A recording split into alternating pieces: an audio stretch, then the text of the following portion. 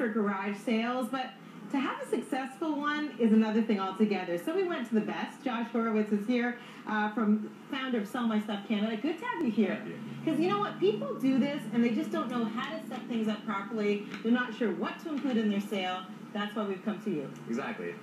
So there's a lot of things to consider when you're having your own garage sale. People obviously try and sell everything, and that's fine. But you need to know prices, and that's the biggest thing. So people have been doing garage sales forever, and they kind of just price it and see what the market is. They do a feeler. Where our company comes in is we try and get the exact perfect selling price. So it's a very hard game. We use expert appraisers to do that. But for the average person when they're doing a garage sale, basically their general rule of thumb is 10 to 30 cents on the dollar. 10 to 30 cents on the dollar. You brought some examples with you. Yes. So this is a umbrella stand, antique umbrella stand. It's what people used to have at the front door and drop their umbrellas in. Would have been good for yesterday. Yeah. Normal things at every single sale, pots and pans. People can go to a sale, pick up a pot or pan for a couple bucks rather than paying a high price in the store. This item right here is a money belt. This is the most important item at your sale because you're going to keep it on you at all times. You have your float in there, and all your money's going to be in there, so that's the most important item. Okay.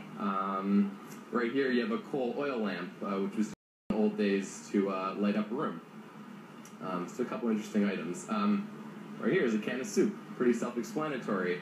But basically we sell everything at every sale. So anything you want to sell, slap it on the table and people will buy it. Are there things, though, Josh, that you should maybe stay away from? Things that you shouldn't put on the table? There's a couple prohibited things that you're not allowed to sell, which is prescription medicine, firearms, and a couple other things. So, I mean, there are local rules, what you are and are not allowed to sell, so you have to check your local listings about that. And what about advertising for a sale? So advertising for a sale is very important. What we do is put an ad in the paper. Craigslist and Kijiji are actually a very big source of advertising right now. They've become very popular lately.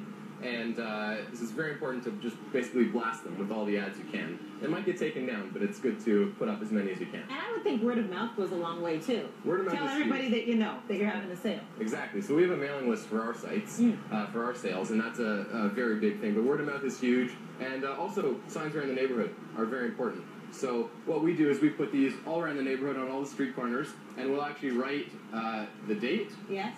Saturday from 8 to 2. And then you write the address, and then you do a big arrow leading people where you want them to go. Is time of day important, too? Because I noticed you put Saturday from 8 to 2. Is it important to start early? It's very important to start early to beat the other sales that are out there. If you start at 10 and you want to sleep in, the other sales will have already happened, and people will have gone about their day. So. Good point. Yeah. Now, what about setting things up? Is there a way that we should be displaying things? Should you put things in certain sections? Yes, so flow is very important for a sale.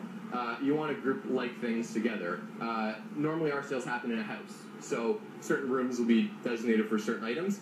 If you're doing a garage sale outside, you want tables grouped with certain items. You want tools together, you want sports equipment together, china together, etc. You also have a better feel for selling price. If something's on this table, you know beforehand you priced the table 1 to 10, so if they're bringing it to you and it's a $100 piece, you know it shouldn't be there. So people will try and trick you like that as well sometimes.